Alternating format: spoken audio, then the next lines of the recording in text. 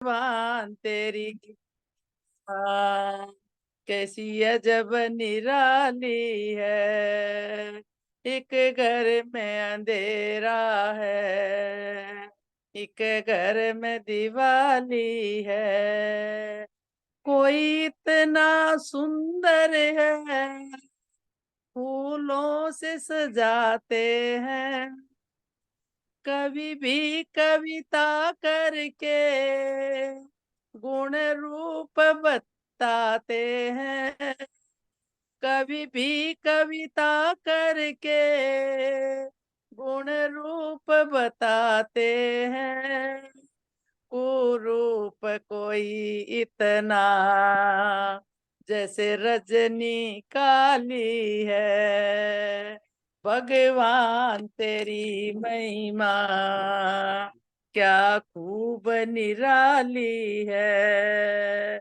एक घर में अंधेरा है, एक घर में दिवाली है। कोई चार के कंधों पे इस जग से जाता है, कोई चार के कंधों पे इस जग से जाता है। कोई ढोल बजा करके बारात सजाता है, कोई ढोल बजा करके बारात सजाता है। 2 दिन के लिए हमने एक दुनिया बसा ली है। भगवान तेरी महिमा क्या खूब निराली है। एक घर में अंधेरा है, एक घर में दिवाली है, शर्मा जी। एक घर में अंधेरा है। ओम। नमस्कार जी। कौन हमें वेदों का ये ज्ञान दे गया, ऋषि दयानंद वो महान दे गया। कौन हमें वेदों का ये ज्ञान दे गया, ऋषि दयानंद वो महान दे गया। वाणी परमात्मा की वेद को बताता था, वेद मंत्रों से यज्ञ को सजाता था, यज्ञ को सजाता था। जीने की कला वो हमें दान दे गया, देव दयानंद वो महान दे गया। कौन हमें वेदों का ये ज्ञान दे गया, ऋषि दयानंद वो महान दे गया। मंजिल दूर थी, रास्ता मुहाल था, कौन छिपा है प्रभु सामने सवाल, सामने सवाल था। प्रभु की ऋषि वो पहचान दे गया, देव दयानंद को महान दे गया। कौन हमें वेदों का ये ज्ञान दे गया, ऋषि दयानंद वो महान दे गया। छाया हुआ चौकारिता किया दयानंद ने, प्रेद का प्रकार वेद का प्रचार था। वेद का हमें वो एक भान दे गया, देव दयानंद वो महान दे गया। आके जिस देवता ने हमको बचाया, उस देवता को जहर खिलाया था, जहर खिलाया था। खुद को मिटा के हमें प्राण दे गया, देव दयानंद वो महान दे गया। कौन हमें वेदों का ये ज्ञान दे गया, देव दयानंद को आरती दीजिए। धन्यवाद, आइए नमस्कार। जी, सादर आमंत्रित करिए हमारे सम्मानित ओम प्रकाश आर जी को।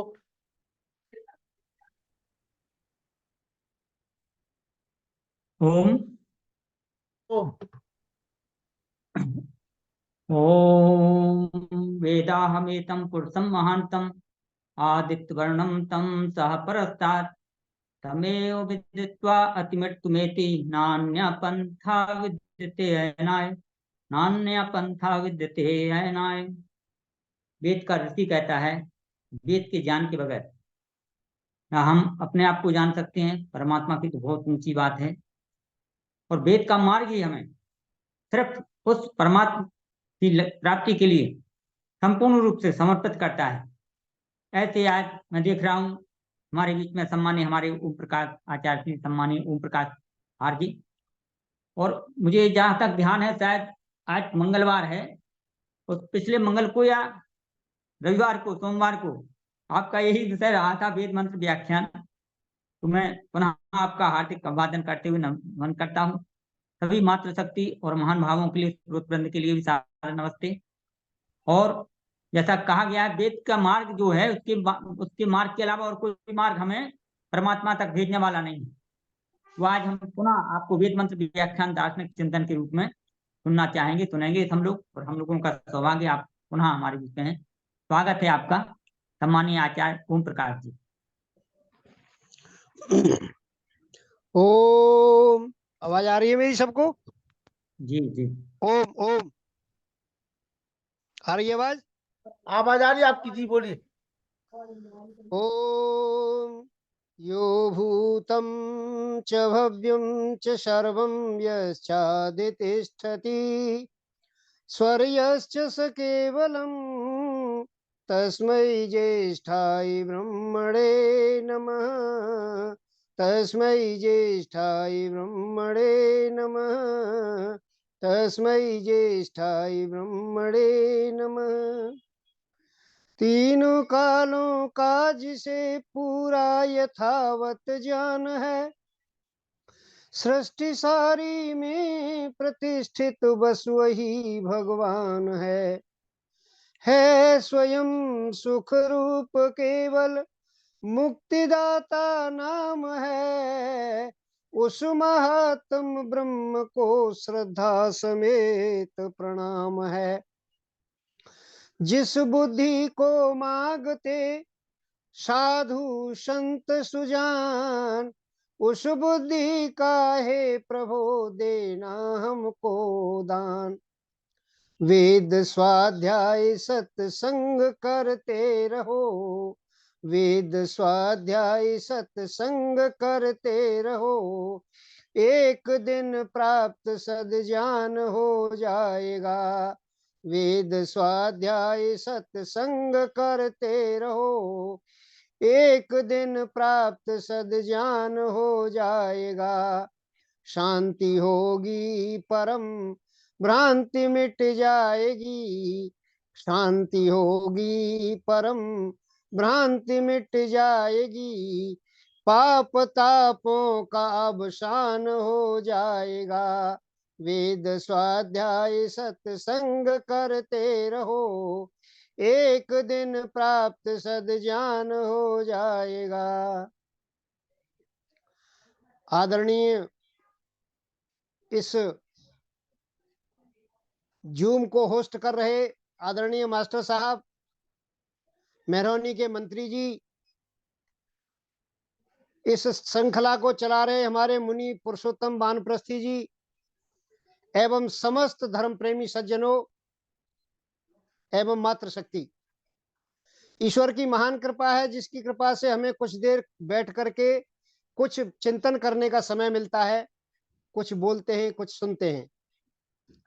सज्जनों, जितनी मीटिंग में आप आदमी अरेंज कर लेते हो, इतना तो कभी कभी किसी किसी मंदिर में भी नहीं आ पाते लोग।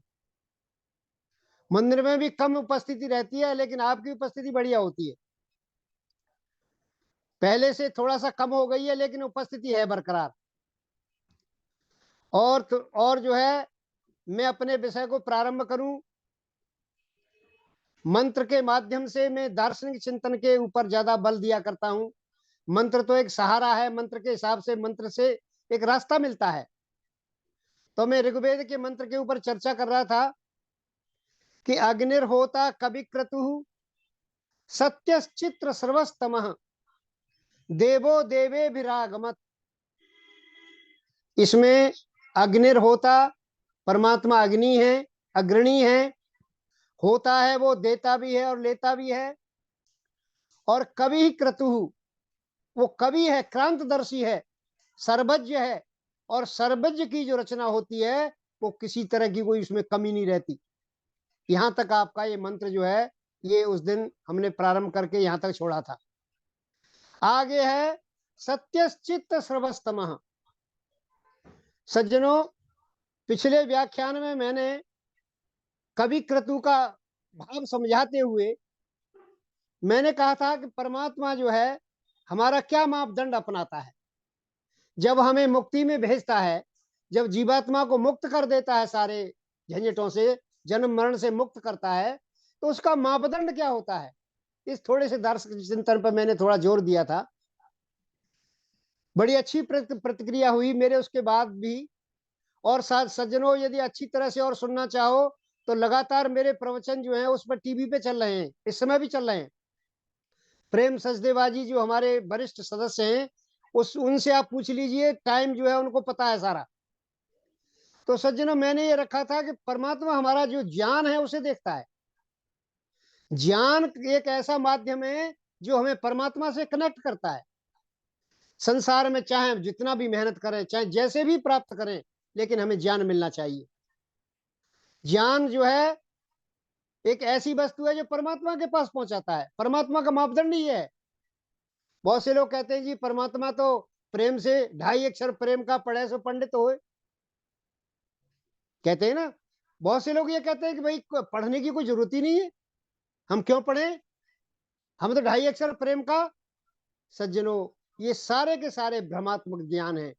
केवल वेद ज्ञान, जो वेद का ज्ञान है वो सत्य है। इसलिए परमात्मा कवि क्रतु है, उसको ऐसे नहीं समझा जा सकता, उसको अज्ञानता में नहीं समझा जा सकता। आज हम अज्ञानता के पीछे पड़े हुए हैं। सज्जनों, ऐसे ऐसे प्रवचन, ऐसे ऐसे उपदेश और मठ बना बना करके लोग दे रहे हैं, जिसके सुनने वाले उनकी हिम्मत नहीं कि उनसे कुछ कह जाए। इतने इतने उनका स्वभाव जो है योगियों वाला नहीं है। विद्वानों का स्वभाव भी योगियों वाला नहीं है। योगियों का स्वभाव निर्धारित किया गया है सज्जनों। लघुत्वम आरोग्य मलोलुपत्वम। कैसा होना चाहिए योगी व्यक्ति, कैसा होना चाहिए, लघुत्व, हल्का होना चाहिए शरीर में। और सज्जनों, ये मोटे मोटे लोग जो मंचों में बैठ करके भाषण देते हैं, ये कहां के योगी लगते हैं आपको? कैसे जान देंगे हमें? आरोग्यम, आरोग्यता होनी चाहिए। अलोलुपत्वम, विषयों के प्रति लोलुपता नहीं होनी चाहिए। हमें पद का लोभ ना हो, हमें धन का लोभ ना हो। सज्जनों, लोभ जो है ये राग को कहते हैं, राग। वैसे लोभ जो है राग, जो संसार में जो राग है हमें हर चीज से, उसको लोभ के नाम से कहा गया है। और वर्ण प्रसाद स्वर सौष्ठवंश, वर्ण, वर्ण कहते हैं रंग, प्रसाद उसका रंग जो है निखार आएगा, उसकी चमड़ी पे चमक होगी। और स्वर सौष्ठवंश, और स्वर में मधुरता होगी उसके में।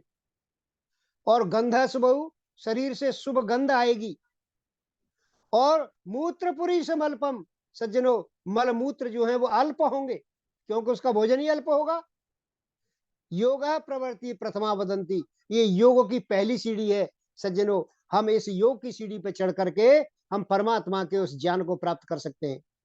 ये कहा गया था कि बंधो विपर्यात, बंध विपर्य ज्ञान से, विपरीत ज्ञान से बंध होगा। सज्जनों, यहाँ बंध विपर्यात यानी अविवेक से हमें ज्ञान प्राप्त होगा, अज्ञान से ज्ञान, अज्ञान से हमें बंधन प्राप्त होगा। लेकिन संसार में कुछ और ही देखा जाता है। हम ये देखते हैं ऋषियों की शैली बड़ी बढ़िया है। ऋषि प्रश्नात्मक शैली रखते हैं, एक प्रश्न करता है दूसरा उत्तर देता है उसी में। तो ये ऋषियों की परंपरा से एक व्यक्ति ने कहा कि भाई ऋषिवर, आप जो कह रहे हो कि अज्ञान से हमें बंधन में है, हम तो ऐसे दिखाई देता है कि हमारे जो साथ हैं, हमारे जो जो प्रकृति के 7 तत्व हैं वो बांध रहे हैं हमें। हमें तो प्रकृति के 7 तत्व बांध रहे हैं। आप कहते हो अज्ञान बांध रहा है, अज्ञान कहाँ बांध रहा है हमें? हमें तो जो महत तत्व है, महत तत्व के बाद अहंकार तत्व है और पंच सूक्ष्मभूत, यही महाभूत होकर के सारे के सारे हमें जकड़े पड़े। ये कैसे कह रहे हो आपका अज्ञान बांध रहा है? सज्जनों, ये जो पंच भौतिक शरीर है, ये जो 7 तत्व हैं प्रकृति के, ये किसी निमित्त से बांधते हैं। जैसे कोई कहे कि भाई ये आप कहते थे कि अपराध से व्यक्ति को बांधा जाता है, ये तो हथकड़ी बांध रही है। कोई व्यक्ति हथकड़ी में पड़ा हुआ है, हथकड़ी बांध रखी है पुलिस ने उसको, और आप कहें कि भाई हथकड़ी में बंधा हुआ है ये व्यक्ति, ये तो हथकड़ियों से बंधा हुआ है, पाप से कहाँ बंधा हुआ है? तो सज्जनों, हमें ये देखना होगा कि इसका निमित्त क्या है।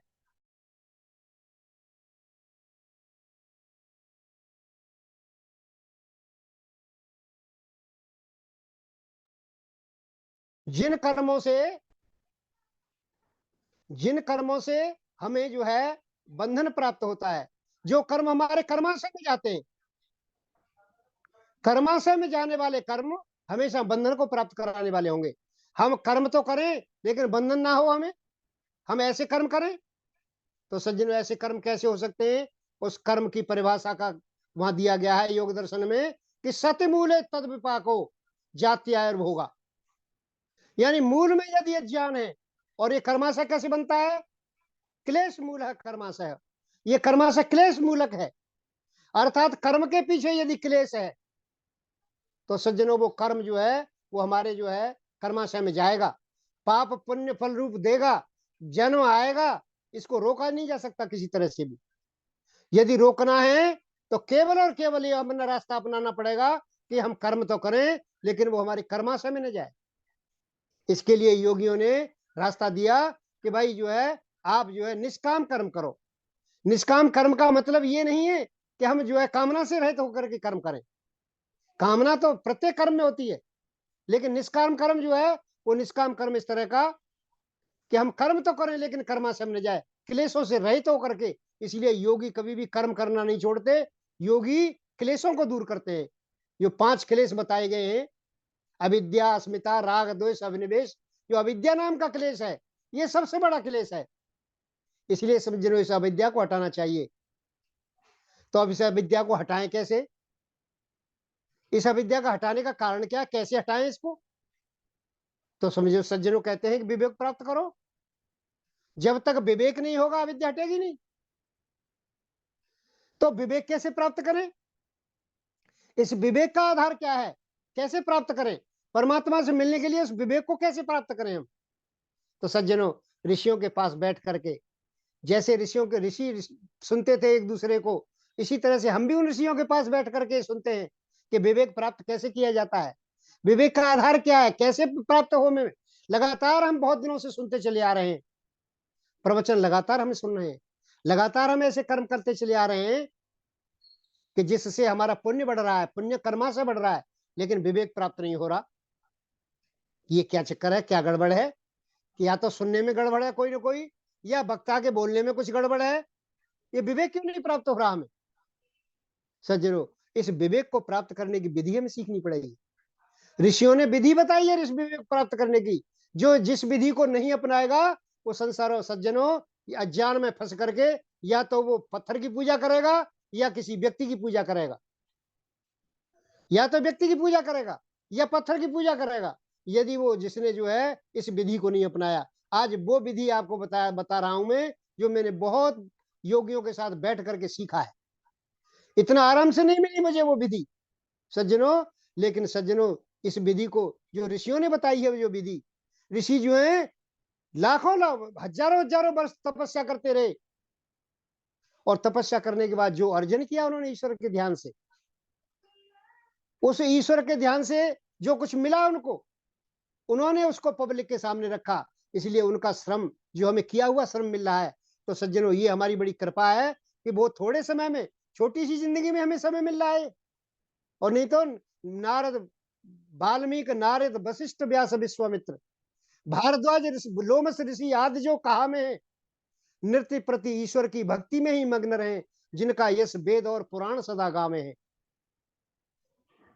शीत घाम वर्षा सब वन में ही सहन करी, ताई को सालग्राम पूर्ण बतावे हैं। आज काल के मनुष्य थोड़े से जीवन पे अटार अटारी न्यारी न्यारी बनवावे हैं।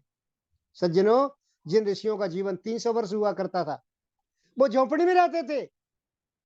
आज हमारा जीवन बहुत अल्प हो गया है, 100 वर्ष तक सिमट गया है, 100 वर्ष से भी कम हो गया है। आज हमें 3-3 4-4 मंजिल भवनों की जरूरत पड़ती है। कारण कारण हम विवेक से शून्य होते जा रहे हैं। हम विवेक नहीं प्राप्त करना चाहते। ये विवेक कैसे मिले? सज्जनों, उसकी विधि बताई जा रही है। ऋषि कहते हैं कि तत्व अभ्यासात नेत नेत त्यागात विवेक सिद्धि। विवेक सिद्धि होगी कैसे? तत्व अभ्यासात, तत्व का अभ्यास करने से। ये तत्व क्या चीज है? इस सूत्र को इतना व्यापक किया लोगों ने कि लगातार अभ्यास करने लगे। कहने लगे जी तत्व तो ईश्वर है, ईश्वर का अभ्यास करते रहो, राधे श्याम सीताराम सीताराम। इसके भाव को समझा ही नहीं लोगों ने। ये है क्या चीज?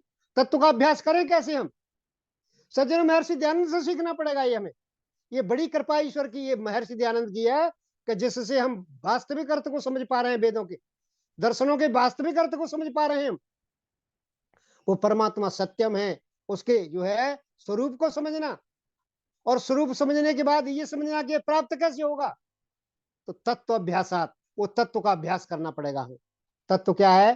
कि जो वस्तु जैसी है उसको वैसी ही समझना, वैसी ही उसको बोलना, वैसी ही आचरण में लाना, और वैसी ही दूसरों को बताना। सज्जनों, ये तत्व का अभ्यास है।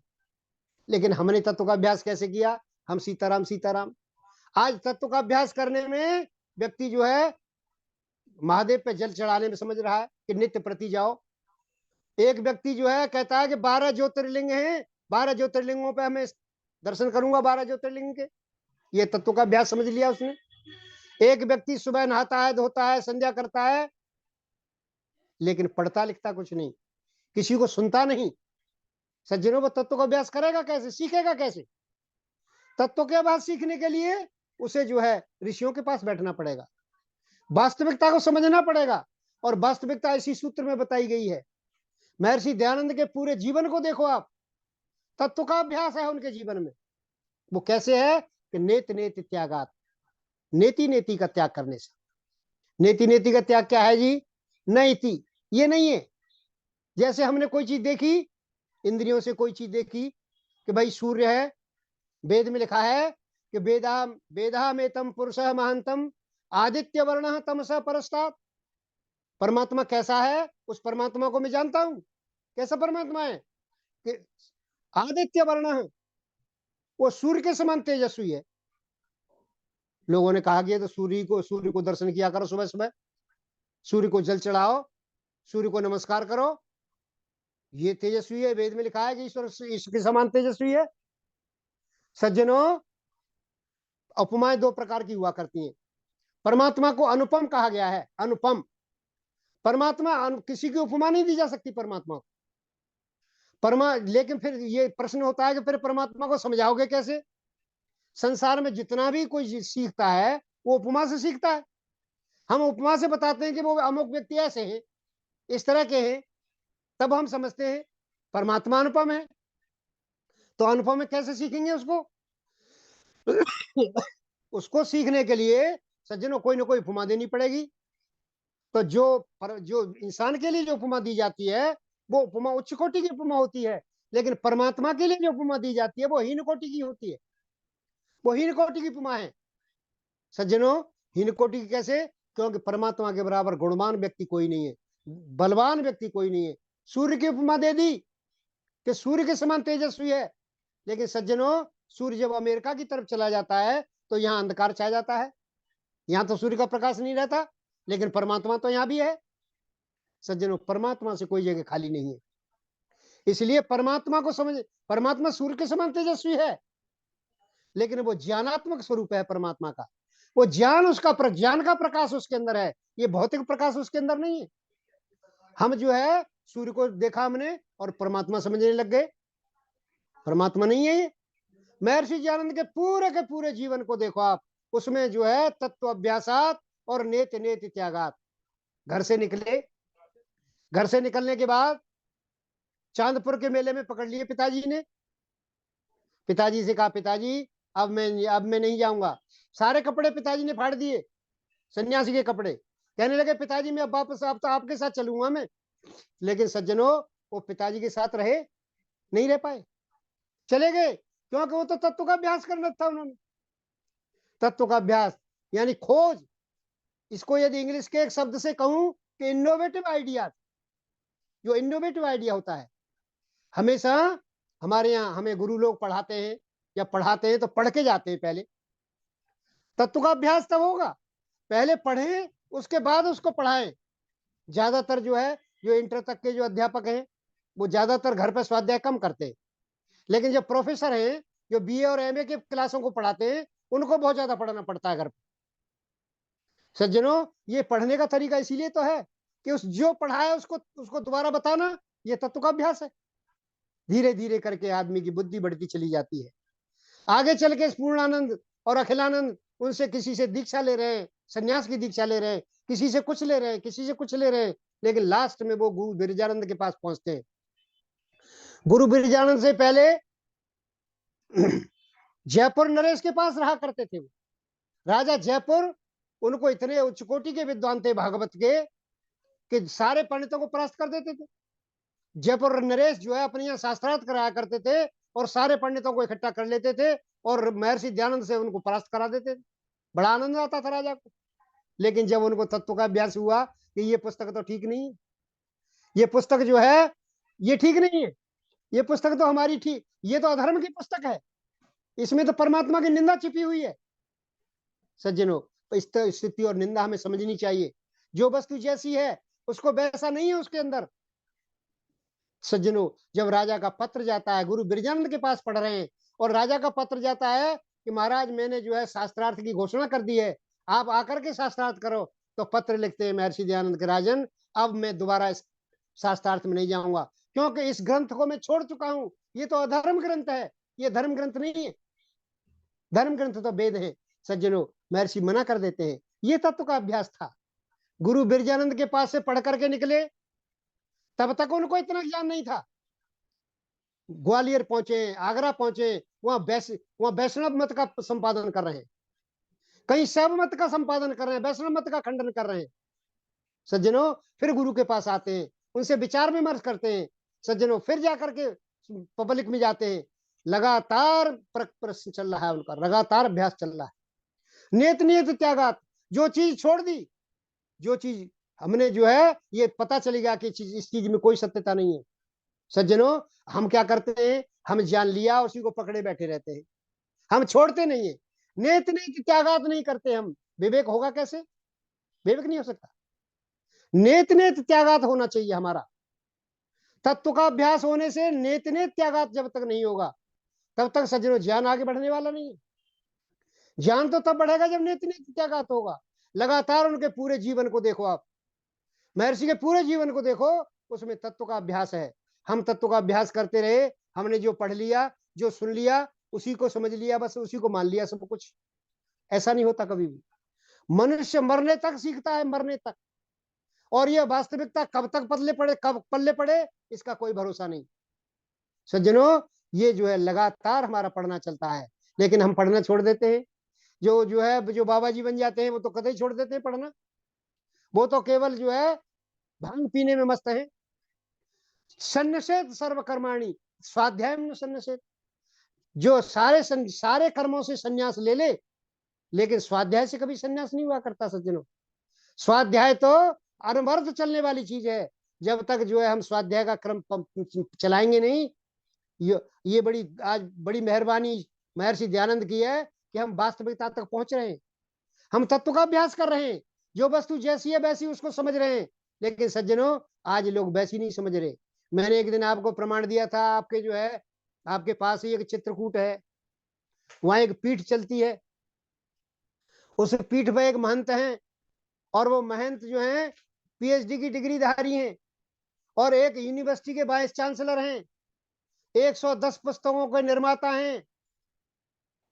सज्जनों, उनका प्रवचन सुनने के बाद बड़ा आनंद आता है।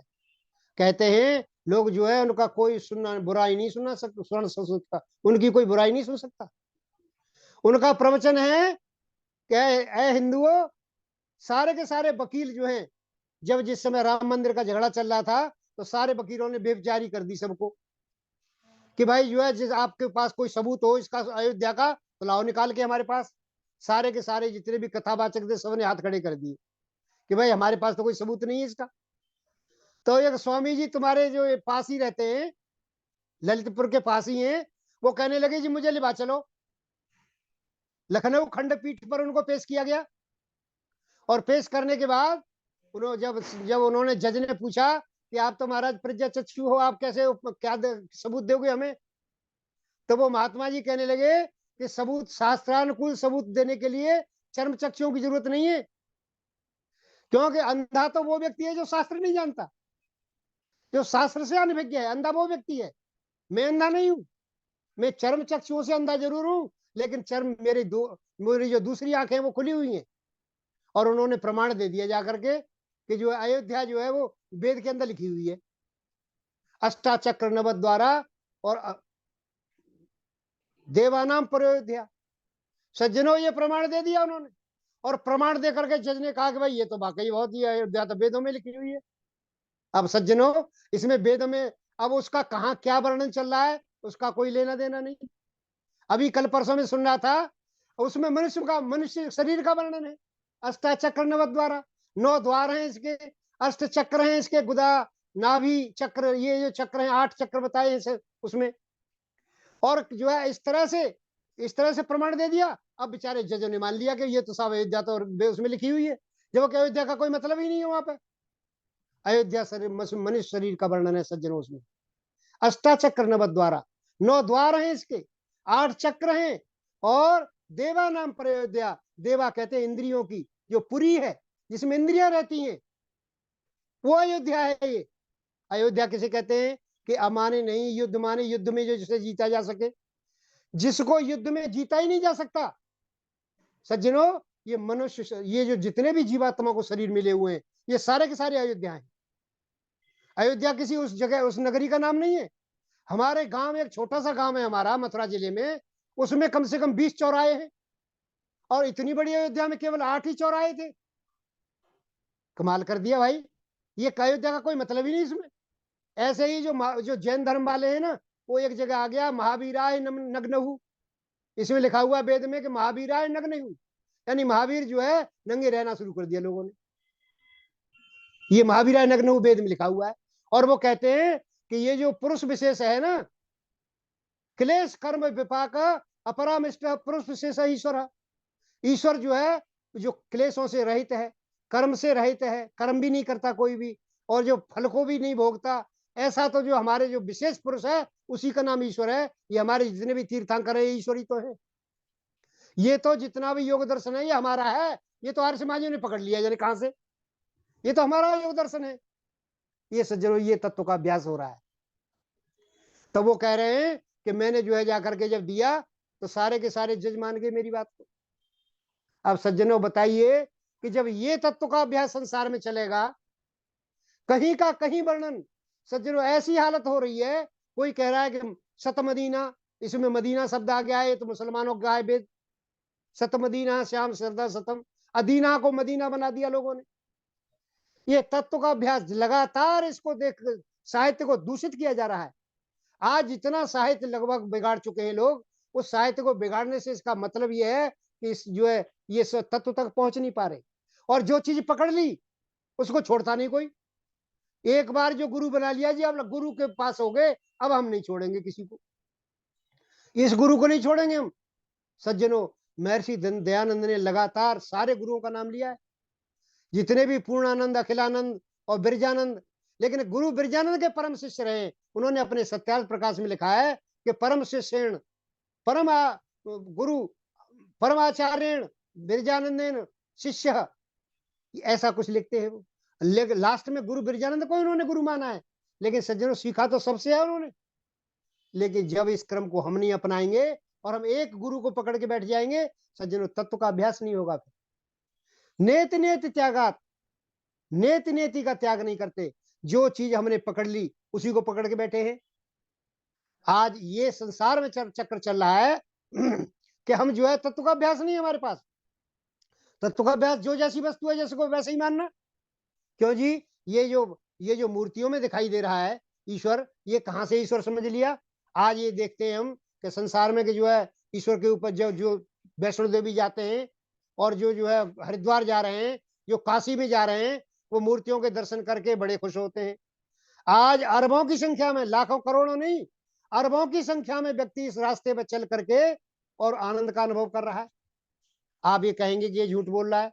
झूठ नहीं बोल रहा सज्जनों, वो बिल्कुल ठीक बोल रहा है। वो गलत तो नहीं बोल रहा, बिल्कुल उसको आनंद मिल रहा है इसीलिए बोल रहा है वो। लेकिन आनंद उसको एक मृत खिलौनों में, जैसे बच्चे खेलते हैं, जैसे बच्चों को खिलाने में आनंद, खिलौनों से खेलने में आनंद आता है, उतना आनंद है सज्जनों। किसी बुजुर्ग को देखो, आज तक किसी ने मूर्ति पूजा नहीं छोड़ी। उस दिन एक सज्जन कह रहे थे, हमारे गुप्ता जी थे कोई, कह रहे थे कि जी मूर्ति पूजा से क्या नुकसान है आपको? मूर्ति पूजा से ये नकली चीज इस मानव की तो चलती क्या, जाने हैं कीट पतंग सभी, कोई भी नकली चीज नहीं देगी असली का काम कभी। मिट्टी का चूहा बना करके बिल्ली के आगे डालो तुम, तो कभी ना उस पर झपटेगी, ना मानो तो अजमा लो तुम। सज्जनों, कागज के फूल सुगंध भरे भौरे के आगे रख दीजिए, वो कभी ना उन पर बैठेगा, करके अकेले रख लीजिए। आप करके देख लो। लेकिन ये जो मनुष्य है, जो सर्वश्रेष्ठ होने का दावा करता है, पर इस नकली चीजों में यथेष्ट फल पाने की दम्भरता है। नकली ईश्वर चाहिए इसको, ईश्वर भी नकली चाहिए इसको। सज्जनों, सारी की सारी चीजें, डॉक्टर बढ़िया देखेगा लेकिन पंडित पोंगा देखेगा, पंडित होशियार नहीं देखेगा। शादी करा दो, जल्दी से करा दो, उसे कोई मतलब नहीं कि किस संस्कार का क्या महत्व है। सज्जनों, हमेशा जो है हम जो है नेति नेति त्यागात नहीं कर सके। हम जो चीज हमारे, जिसको हमने देखा और उससे कुछ मिला नहीं, हमें कुछ भी, छोड़ दी वो, फिर दूसरी चीज पकड़ी।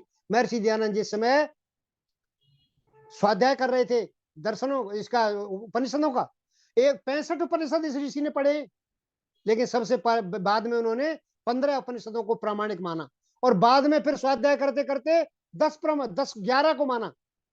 11 को कहते हैं कि 11 ही ठीक है भाई, 11 जो है वो वेदानुकूल है, बाकी सब गड़बड़ है, बाकी सब मिलावट है। आज गीता के ऊपर इतना जबरदस्त एक शब्द आप लगता है, भगवान कृष्ण को किस शब्द से बोलते हैं जी? भगवान कृष्ण को बोलते हैं योगेश्वर कृष्ण। ये योगेश्वर कृष्ण क्या है? योगेश्वर कृष्ण से मतलब क्या समझते हैं? हम लोग समझते हैं कि योगियों में जो ईश्वर है, जो योगियों का ईश्वर है, योगियों में जो सर्वश्रेष्ठ है। सज्जनों, युद्ध लड़ने के लिए क्या योगी की जरूरत पड़ती है? क्या युद्ध लड़ने के लिए योगी आदमी, जैसे सोमनाथ के मंदिर पर जब महमूद गजनवी ने चढ़ाई की, तो सारे पुजारी बैठ करके बातचीत करने लगे कि हम सब भाई मिल करके शिव शंकर जी का जाप करें, और दुष्टों का संहार तभी शिव शंकर अपने आप करें, शंकर अपने आप करें।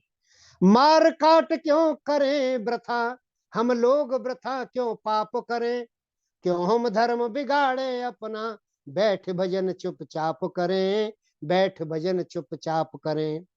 सिर पे छाए मलेच्छ भजन की ठानी इनने ठान सुनो, हुए मूर्ति पूजा से यहाँ कैसे कैसे नुकसान सुनो, कैसे कैसे नुकसान सुनो। ये स्थिति बनी रही। आज हम योगेश्वर कृष्ण को योगी बताते हैं बहुत बड़ा, कि भाई योगी है, जबकि उसमें गीता में लिखा हुआ है यत्र योगेश्वर कृष्ण यत्र पार्थो धनुर्धर। हमें समझना पड़ेगा सज्जनों, आज शब्दों ने इतना गड़बड़ किया हुआ है कि लोग बताते ही नहीं। यदि हम योगी के कृष्ण को योगी बताएंगे तो शब्द बनेगा योगीश्वर, योगी जमा ईश्वर, शब्द बनेगा योगीश्वर, और वहां है योगेश्वर। तो योग का क्या मतलब है जी? योग का मतलब है उपाय, युक्ति। आचार्य चरक बहुत बढ़िया लिखते हैं। आचार्य चरक कहते हैं कि वो व्यक्ति सबसे बड़ा होशियार है, उपरितिष्ठति युक्तिज्ञ द्रव्य ज्ञान बताम सदा।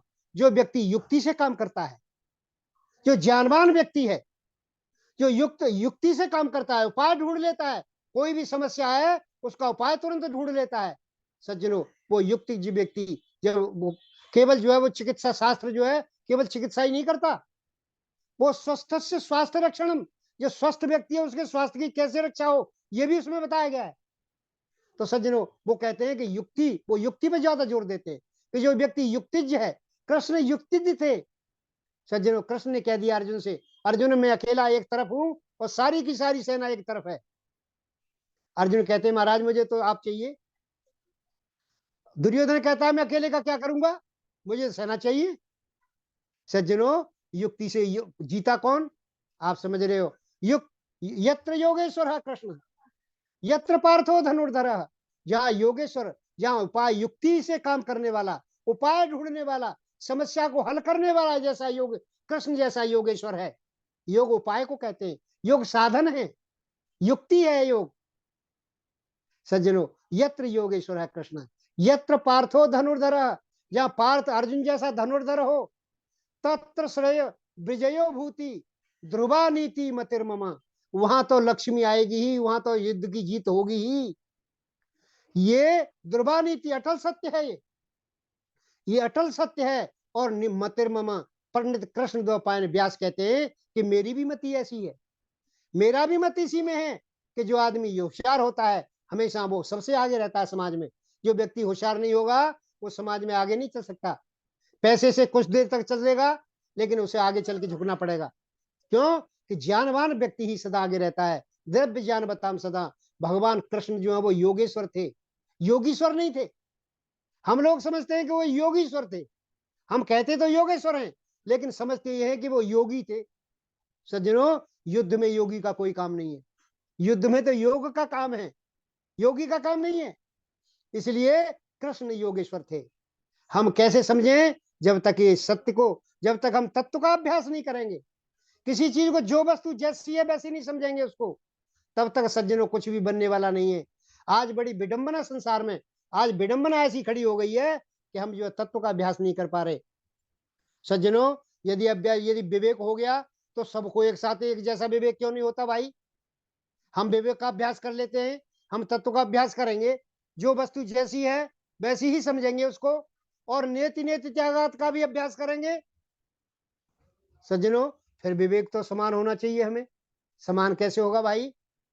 वितरत गुरु प्राज्ञ विद्याम यथैव तथा जड़े, न खलु तयोर ज्ञानम शक्तिम करोते अपंतिवा, भवति ही पुनर्भूयान भेद फलम प्रतितद्यथा, प्रभवति शुचि बिंबग्राहे मणिर्मृदादय।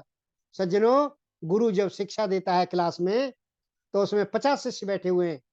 कोई प्राज्ञ शिष्य है, कोई थोड़ा मंद बुद्धि शिष्य है, कोई बीच का सा शिष्य है, सारे शिष्य बैठे हुए हैं और गुरु समान विद्या दे रहा है, समान विद्या दे रहा है। लेकिन आगे चले उसका फल जो है वो बिल्कुल परिवर्तन हो जाता है। समान विद्या दी है गुरु ने कोई भेद नहीं किया। न खलु तयोर ज्ञानम अपन शक्तिम करोते अपंतिवा, किसी को शिष्य को ये नहीं कहता कि तू ज्यादा पढ़ ले और किसी शिष्य को ये नहीं कहता कि तू कम पढ़, सारा बराबर ज्ञान देता है सब। लेकिन फल में भेद आ जाता है। कोई शिष्य एमए करके आईएएस में सिलेक्ट हो जाता है, कोई चपरासी बन रहा है। ये अंतर कैसे आ गया गुरु की शिक्षा में। गुरु ने तो एक जैसी विद्या दी थी। सज्जनों, दर्शन कहते हैं अधिकारी प्रभेदात न नियम, अधिकारी का भेद होने से, योग्यता का भेद होने से आसन्नतम समाधि जिसकी नहीं है, जो ईश्वर के प्रति इतना समर्पित नहीं है, सज्जनों उसकी समाधि देर में लगती है, उसकी परमात्मा की प्राप्ति देर में होती है। कई कई जन्म निकल जाते हैं सज्जनों, और रास्ता तो वही है, लाइन पर उसी पर आना पड़ेगा उसको, लेकिन जो है उसके टाइम बहुत बर्बाद हो जाएगा। क्योंकि हमारा जो आसन्नतम समाधि जो है, जो हमारी आसन्नतम समाधि है वो नहीं लग पा रही।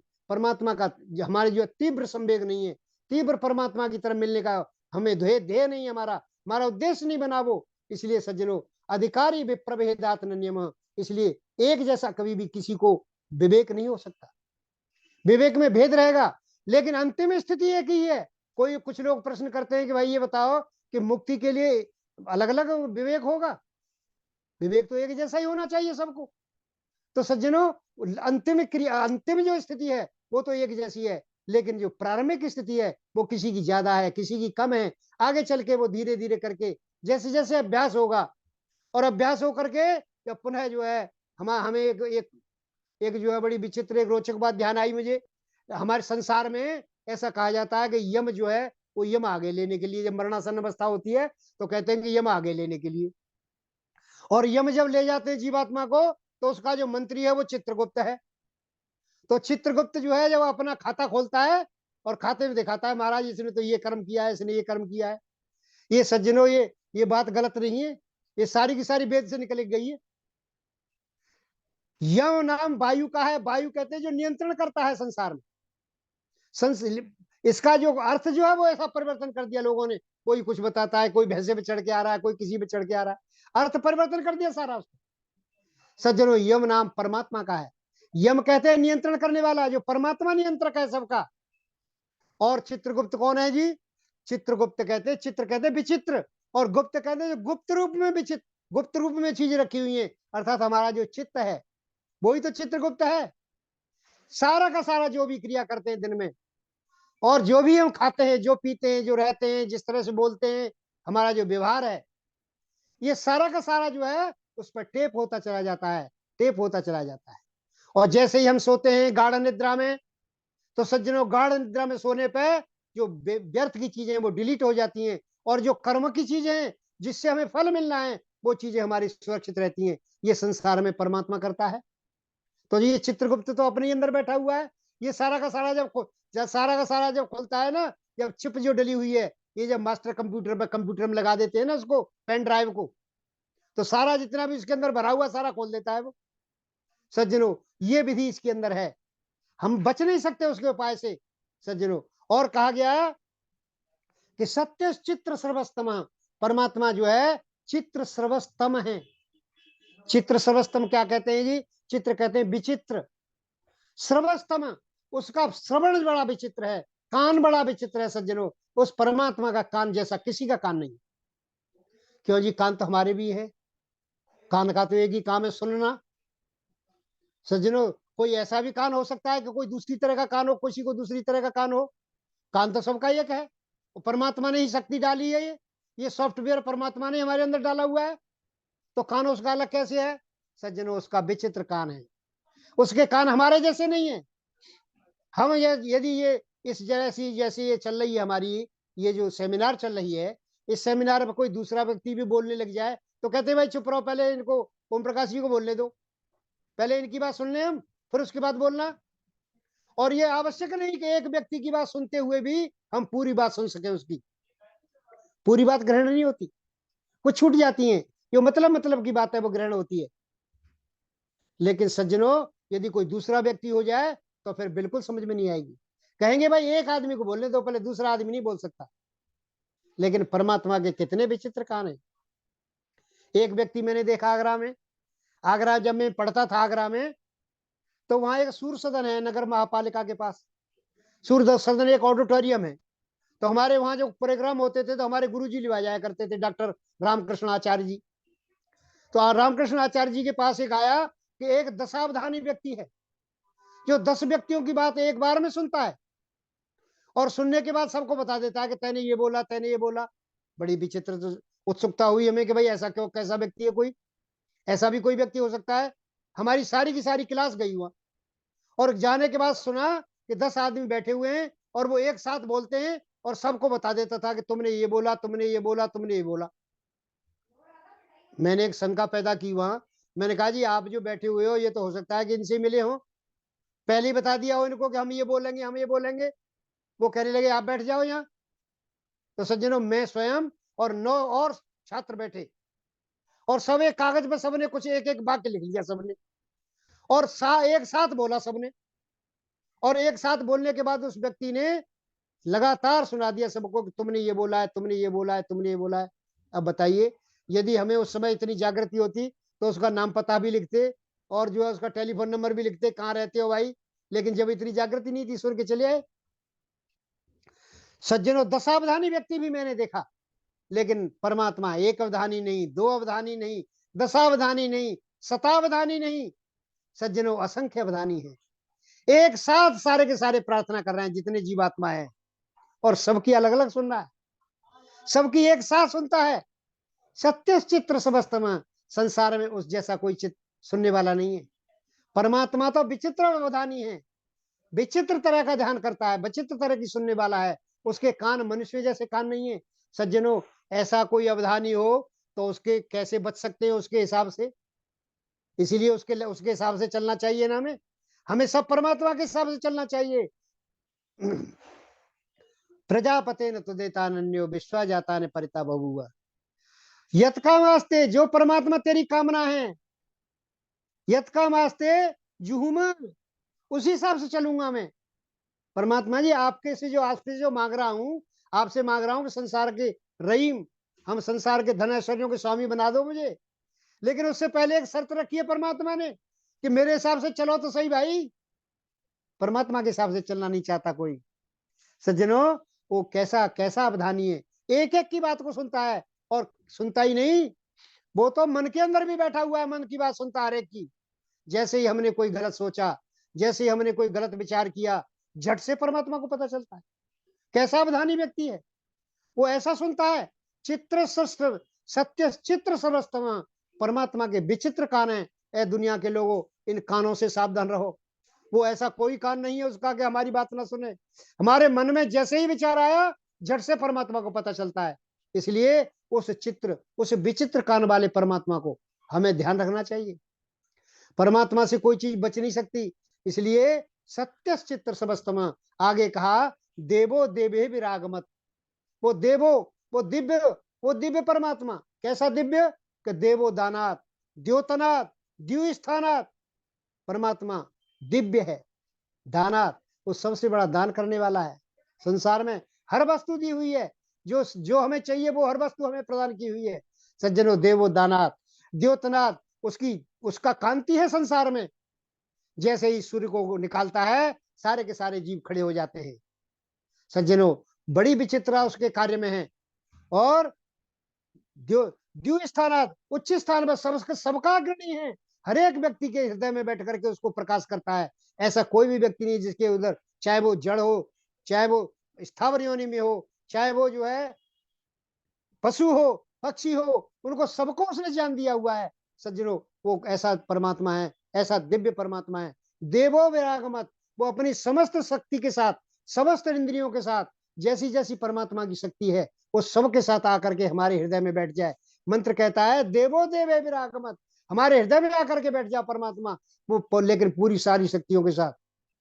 हम यदि किसी व्यक्ति को बुलावे, कोई संगीतज्ञ बुलावे, और संगीतज्ञ से कहें कि भैया संगीत सुनाओ, और वाद्य यंत्र वो अपने घर रखे आवे, तो सज्जनों, ऐसे संगीतकार से काम क्या करेंगे? ऐसे संगीतकार का हमें लाभ क्या होगा? हमने जो है कोई डॉक्टर बुलाया, और डॉक्टर जो है अपने थर्मामीटर को गरीब भूल आया अपने, कैसा होगा? कैसे होगा ये? सज्जनों, अपनी शक्ति के साथ। हमें जो है नास्तिक लोग कभी कभी कहा करते हैं कि तुम परमात्मा परमात्मा कहते रहते हो, परमात्मा कहाँ है? अरे संसार तो ऐसी बन गया है भाई। संसार किस तरह से संसार बना हुआ है? संसार बन गया, मातरम पितरम चेते मन्यन्ते जन्म कारणम। संसार बन गया, माता पिता से संतान पैदा हो जाती है। संतान तो माता पिता से पैदा होती है। आप ईश्वर को कहां डाल दिया बीच में आपने? मातरम पितरम चेते मन्यन्ते जन्म कारणम स्वभावम पर निर्माणम च यदृक्षाम इतरे जना। परमात्मा तो कहीं है ही नहीं बीच में। परमात्मा को तो मानते ही नहीं लोग। हम कह रहे हैं कि पूरी शक्ति के साथ हमारे पास आ जाओ, लेकिन लोग कहते हैं कि मातरम पितरम चेते मन्यन्ते जन्म कारणम, माता पिता ही जन्म का कारण है। सज्जनों, और कोई संसार में बना नहीं सकता इसको। लेकिन माता पिता यदि कारण होते, तो सज्जनों, माता पिता कारण होते तो आत्मा, शरीर का जो है आत्मा, जो जिसमें चेतनता आई है, इसके अंदर जो चेतनता आई है, शरीर तो माता पिता के द्वारा पैदा हुआ है, लेकिन जो इसके अंदर चेतनता आई है वो माता पिता की नहीं है। क्योंकि आत्मा माता पितृवा सोपत्यम यदि संचरित, यदि संचरित, यदि ये जो जीवात्मा है ये कहां से आई? ये माता पिता की नहीं है। माता पिता की होती तो या तो टुकड़ों में आती या पूरी आती। यदि पूरी आएगी तो माता पिता का समाप्त हो जाएंगे। पिता मातु मरणम भवेत, माता पिता का मरण हो जाएगा। और यदि टुकड़ों में आ गई तो टुकड़ों में सज्जनों चेतनता कभी भी टुकड़े हुआ नहीं करते। जैसे संसार में आज प्रचलित है कि ईश्वर अंश जीव अविनाशी, सारा संसार में ये जितने भी जीवात्मा ईश्वर का अंश है, चेतनता के कभी भी टुकड़े नहीं हुआ करते। ये जो चित्त पदार्थ है, जैसे जीवात्मा है वैसे ही परमात्मा है, साथ साथ रहते हैं, लेकिन पृथकत्व है, अलग अलग रहते हैं, किसी तरह घुले हुए मिले हुए नहीं है। जैसे जल में दूध पानी मिला दो, दूध मिला दो, वो आपस में घुल जाते हैं, ऐसे घुला हुआ मिला हुआ नहीं है। सज्जनों चेतनता के कभी टुकड़े नहीं हुआ करते।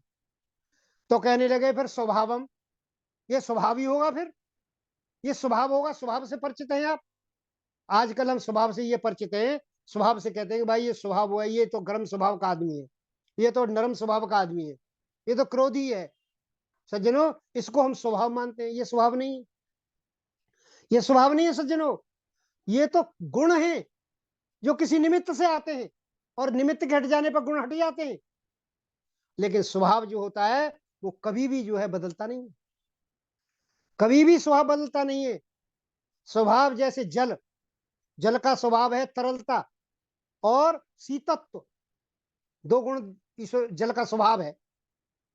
आप किसी निमित्त से उसके अंदर गर्मी पैदा कर दो और उस निमित्त को हटा दो तो वो पुनः उसी अवस्था में आ जाएगा।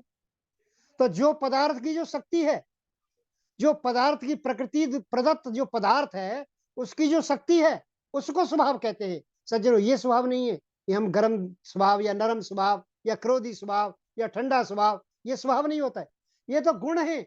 और जो गुण है वो हमेशा निमित्त से रहते हैं, किसी निमित्त से आते हैं, वो जीवात्मा का स्वाभाविक गुण नहीं है। ये स्वाभाविक गुण तो उसके इच्छा द्वेष प्रयत्न सुख दुख ज्ञान आत्मनोलिंगम, ये गुण है उसकी आत्मा के। इसलिए स्वभावम परमात्मा का ये संसार स्वभाव से नहीं बन सकता। और परिनिर्माणम किसी ने बना दिया ऐसे ही परमात्मा किसी ने बना दिया इसको। और यदृच्छाम यानी यदृच्छा, यदृच्छा किसे कहेंगे? यदृच्छा कहते हैं अकस्मात, यानी जैसे मर्जी, मन मर्जी, जैसे चाहो वैसे। इतरे जना कुछ लोग कहते हैं कि अपने आप ही बन गया है, तो जैसे अकस्मात ही बन गया।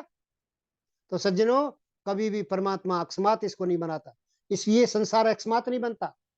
इसके पीछे बहुत बड़ा विज्ञान है, हर पदार्थ के पीछे बहुत बड़ा विज्ञान है, ये कभी वैसे नहीं बना करता। लेकिन जब हम तत्व का अभ्यास समझेंगे, जो वस्तु जैसी है उसको वैसी ही समझेंगे, तब हमें जो है नेति नेति त्यागात का जो श्रम है वो करना लाजमी हो जाएगा, और वो हमें समझ में आ जाएगा। हम छोड़ देंगे जो पदार्थ हमें दिखाई दे रहा है कि ईश्वर नहीं है, हम मंदिर में गए और मूर्ति का दर्शन किया, वो ईश्वर के गुण उसके अंदर नहीं है, छोड़ दिया। फिर दूसरी चीज पकड़ी, दूसरी चीज पढ़ी और देखा कि हमने ये भी ईश्वर नहीं है, वो भी छोड़ दिया। तीसरा पकड़ा, महर्षि दयानंद का पूरा जीवन देखो, लगातार वो पकड़ते हैं और छोड़ते हैं, पकड़ते हैं और छोड़ते हैं, और तब इस निष्कर्ष पाते हैं कि आर्य सिद्धांत सबसे बड़ा, वैदिक सिद्धांत सबसे बड़ा सिद्धांत है, वेद जैसा कोई सिद्धांत नहीं है। और सज्जनों 555 पुस्तकों का प्रमाण इस सत्यार्थ प्रकाश में दिया है। ये पीएचडी की पुस्तक है, ये छोटी मोटी पुस्तक नहीं है। आम आदमी में तो समझ में नहीं आता, कहते हैं जी हमारे तो बस की नहीं इसको समझना, इसको पढ़ना हमारे बस की नहीं है। इसमें तो सारी की सारी, कोई कहता है इसमें बुराई लिखी हुई है, हर एक आदमी की बुराई है इसमें। सज्जनों जो आदमी जिस तरह के सोचते हैं, वो पीएचडी की समस्या को कैसे कैसे पीएचडी की पुस्तक को कैसे पढ़ेंगे? वो सामान्य बुद्धि इसको नहीं पढ़ सकता। लेकिन सज्जनों ये पीएचडी की पुस्तक है, इसलिए पीएचडी की पुस्तक है और बड़ी खोजपूर्ण तरीके से लिखी गई है। एक शब्द लिखे, एक वाक्य लिखते हैं और तुरंत उसका प्रमाण देते हैं, दर्शनों से निकाल निकाल के प्रमाण देते हैं। सारे के सारे दर्शन इसके अंदर पढ़ा दिए गए, सारे उपनिषद इसके अंदर पढ़ा दिए गए, ऐसा कोई उपनिषद नहीं जिसका प्रमाण इसके अंदर नहीं है। तो सज्जनों इस तरह से हमें तत्व का अभ्यास करना है, और तत्व का अभ्यास करने से और नेति नेति के त्याग से हम केवल एक चीज को पकड़ें और उसी को पकड़े रहें, वो ऐसे काम नहीं बनेगा। हमें जो है वो छोड़ना भी है। जो चीज हमें पता चलेगा कि ईश्वर नहीं है, इससे ईश्वर प्राप्त नहीं होगा। आज जो है संसार में जो नेति नेति का त्याग नहीं कर रहे लोग, या तो वो पत्थर की पूजा में व्यस्त है या फिर किसी मनुष्य की पूजा में व्यस्त है, ईश्वर से उसका कोई वास्ता नहीं है। क्यों? कि वो तत्व का अभ्यास नहीं कर रहे। सीताराम सीताराम करने से तत्व का अभ्यास नहीं है, लेकिन जो चीज समझने से, संसार में जो पदार्थ जैसे हैं उन पदार्थों को समझने से, ये हमेशा सृष्टि प्रक्रम को समझना पड़ेगा। ये कैसे सृष्टि बनी है, किस तरह से बनी है, किस तरह से जो है परमात्मा बनाई है, क्या क्या तत्व इसके अंदर मिले हुए।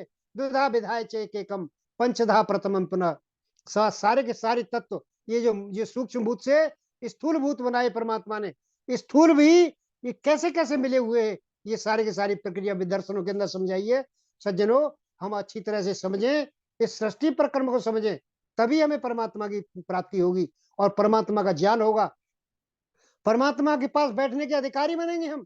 जब तक हम ये नहीं सीखेंगे तब तक हम नेति नेति का त्याग नहीं कर सकते। परमात्मा का लगातार गलत चीजों को परमात्मा समझते रहेंगे। इन्हीं शब्दों के साथ मैं अपनी वाणी को विराम देता हूं। ओम शम। बहुत बहुत आभार। और निश्चित रूप से आचार्य ओम प्रकाश जी का जो वक्तव्य व्याख्यान होता है वो अद्वितीय रहता है, हम सभी का सौभाग्य। आचार्य जी, कुछ प्रश्न है हमारे पास, कुछ हमें बोलिए बोलिए बोलिए, महिलाओं के द्वारा दिए गए थे, जिनको हम बोलो बोलो सारे बोलो। प्रश्नों को पढ़ रहे हैं, जरा ध्यान से सुनना, सब लगभग लगभग एक से हैं, केवल एक बार सुन लें आप। ठीक। ये क्यों कहा जाता है, सभी लोग सुने ध्यान से, ये क्यों कहा जाता है कि महिलाएं ही बच्चों का लालन पालन कर सकती हैं? अगला प्रश्न है, माता निर्माता भवती ही क्यों कहा जाता है, पिता को निर्माता भवती क्यों नहीं कहा जाता है? सारी महिलाएं, सारी मर्यादाएं महिलाओं के लिए क्यों, पुरुषों के लिए मर्यादा क्यों नहीं? सारे परिवार की इज्जत का बोझ महिलाओं पर ही क्यों? अगला प्रश्न है, एक समय पर ये सारी बातें ठीक थी, लेकिन आज के समय में जब वहां दोनों ही वर्किंग में है, मतलब दोनों पति पत्नी सेवा में है, तब ये क्यों बोलना, क्या ये बोलना ठीक है? ये क्यों कहा जाता है कि महिलाएं ही रसोई संभालें, बच्चा पालें, सारे घरेलू काम करें, जबकि आज दोनों ही कामकाजी हैं? समानता केवल शब्दों में नहीं, मानसिक रूप से भी होनी चाहिए। गलत काम करने पर भी पुरुषों से यह कह कर क्यों टाल दिया जाता है कि वो तो पुरुष है, महिलाओं को सोचना चाहिए? आचार्य जी। सज्जनों, मास्टर जी, बात यह है कि महिला जो है, माता जो है वो निर्माता होती है। पिता निर्माता क्यों नहीं होता? पिता निर्माता इसलिए नहीं होता कि माता जन्म देती है, उसके संस्कार पेट से बच्चे के साथ चलते हैं। जो संस्कार पिता जो है, पिता बहुत बड़ा होकर के कुछ देता है, सबसे पहले माँ ही सिखाती है। बच्चे का जो सबसे पहला जो गुरु है वो माँ है, क्योंकि सबसे नजदीक माँ रहती है। जब बच्चा छोटी अवस्था में होता है तो माँ को सबसे बड़ा जानवान समझता है वो। संसार में जितने भी संसार में जानवान पदार्थ है, उन सबको कुछ भी नहीं समझता माँ के आगे। लेकिन कुछ दिन बाद उसे पता चलता है कि पिता भी जानवान है। अब पिता से ज्यादा कोई नहीं समझ रहा किसी को। आगे चल के आचार्य के पास पहुंचता है। माता जो है, माता निर्माता होती है। हमेशा संस्कार माँ के पेट से मिलते हैं बच्चे को। जितने भी संस्कार हैं वो जो शारीरिक बनावट है, उसके हिसाब से माँ जो है उसकी निर्माण करती है। न केवल बाहर, जब जब गर्भावस्था से बाहर आता है तब नहीं, गर्भावस्था तक से ही उस बच्चे का निर्माण शुरू हो जाता है। वो पुरुष के लिए संभव नहीं है। पुरुष कैसे करेगा उसको? पुरुष उसको जो उसका अच्छा वातावरण दे सकता है, अच्छा एटमोस्फियर पैदा कर सकता है। लेकिन माता जो निर्माता होती है, जो माता के जो विचार हैं, माता की जो भावना है, वो तो उसके पेट में ही मिलती है बच्चे को। तो बच्चे के ज्यादा संस्कारों का असर माँ का ज्यादा रहता है। और वो इसी वजह से रहता है क्योंकि शारीरिक बनावट परमात्मा ने माँ की ऐसी बनाई है कि वो बच्चे के ऊपर डायरेक्ट असर डालती है, पिता नहीं डाल सकता उतना।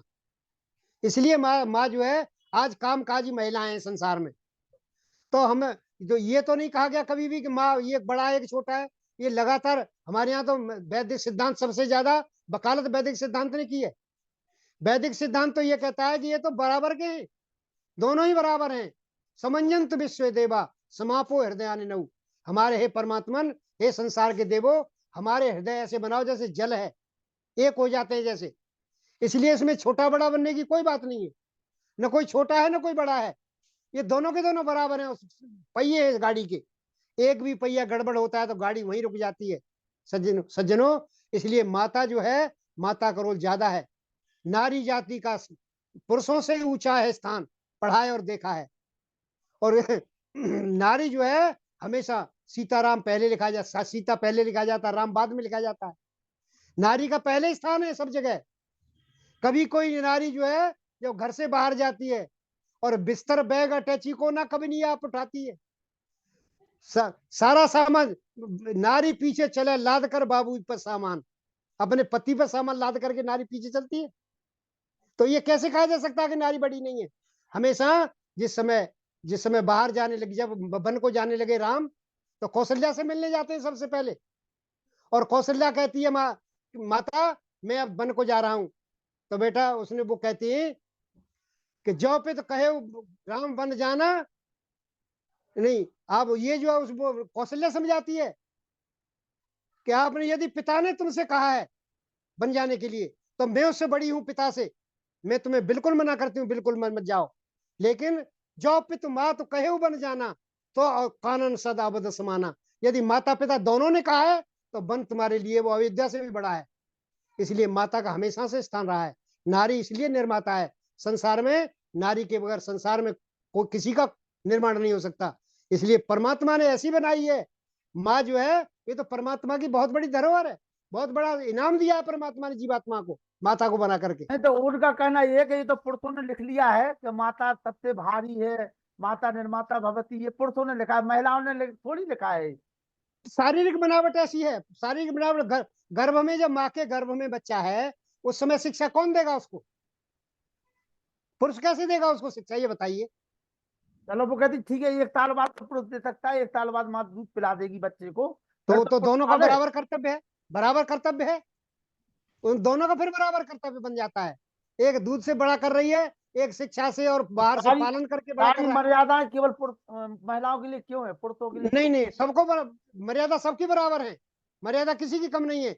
लेकिन आज ये जो समाज में जो विषमता पैदा हो रही है, ये ना जानकारी से पैदा हो रही है। हमारे जो विवाह संस्कार हैं, विवाह जो है, विवाह का मतलब क्या है? जो विशेष रूप से बहन करने वाला विवाह, आज जो है निर्वाह हो रहा है, विवाह नहीं हो रहा। आज तो निर्वाण हो रहा है। किसी विशेष रूप से जो बहन होता है, जो कार्रवाई, जो जिम्मेदारी, वो विषय उसे कहते हैं विवाह। और जो निपटा दी जाती है, आज तो निपटा रहे हैं सब शादी ब्याह को, इसलिए वो निर्वाह है, विवाह नहीं है। हमेशा बराबर का हक है दोनों का, और दोनों की ड्यूटी बराबर है, किसी की कम ज्यादा नहीं है। नहीं तो खाना तो केवल महिलाएं बनाती है, पति खाना खाना क्यों नहीं बनाते?